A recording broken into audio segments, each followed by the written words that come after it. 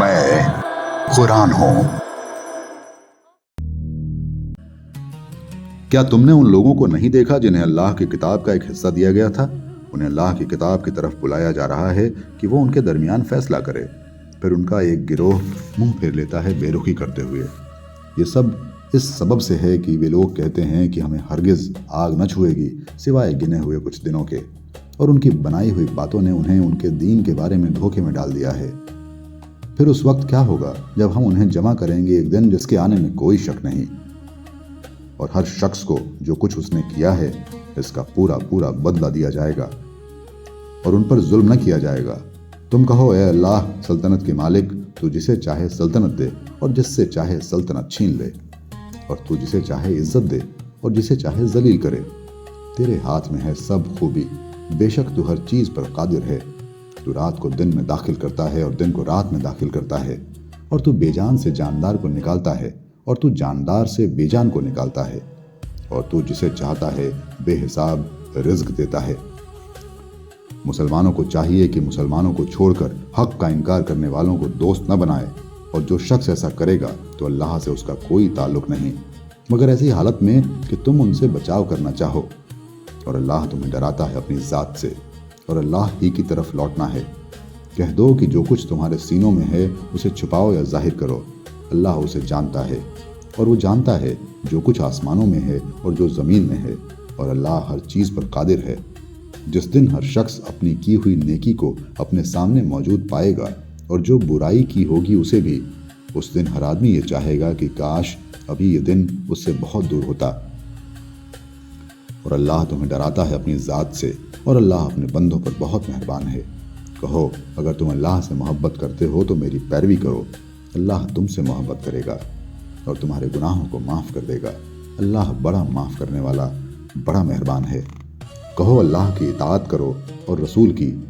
फिर अगर वे मुंह मोड़ें तो अल्लाह हक का इनकार करने वालों को दोस्त नहीं रखता। बेशक अल्लाह ने आदम को और नूह को और आले इब्राहिम को और आले इमरान को सारे आलम के ऊपर मुंतखब किया है। ये एक दूसरे की औलाद हैं और अल्लाह सुनने वाला जानने वाला है।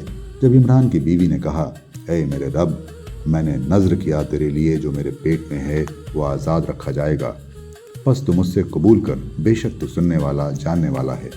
फिर जब उसने बच्चा जन्मा तो उसने कहा, ऐ मेरे रब, मैंने तो लड़की को जन्मा है और अल्लाह खूब जानता है कि उसने क्या जन्मा है, और लड़का नहीं होता लड़की की मानीन, और मैंने उसका नाम मरियम रखा है, और मैं उसे और उसकी औलाद को शैतान मरदूद से तेरी पनाह में देती हूँ।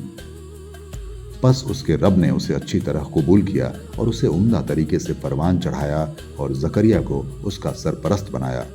जब कभी जकरिया उनके पास हुजरे में आता तो वहाँ रिज्क पाता।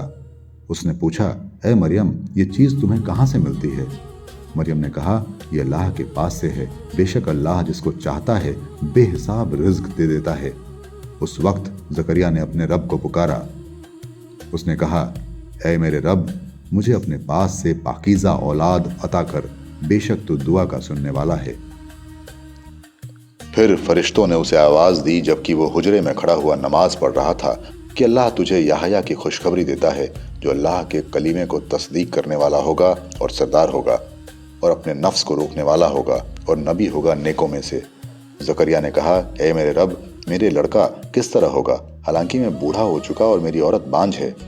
फरमाया, उसी तरह अल्लाह कर देता है जो वो चाहता है। जकरिया ने कहा कि ऐ मेरे रब, मेरे लिए कोई निशानी मुकर्रर कर दे। कहा, तुम्हारे लिए निशानी यह है कि तुम 3 दिन तक लोगों से बात न कर सकोगे मगर इशारे से, और अपने रब को कसरत से याद करते रहो और शाम व सुबह उसकी तस्बीह करो। और जब फरिश्तों ने कहा, ऐ मरियम, अल्लाह ने तुम्हें मुंतखब किया और तुम्हें पाक किया और तुम्हें दुनिया भर की औरतों के मुकाबले में मुंतखब किया है। ऐ मरियम, अपने रब की फरमान बरदारी करो और सजदा करो और रुकू करने वालों के साथ रुकू करो।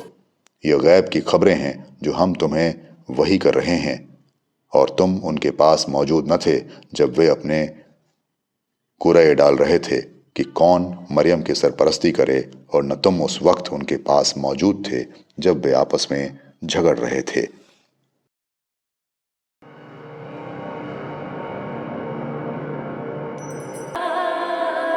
मैं कुरान हूं।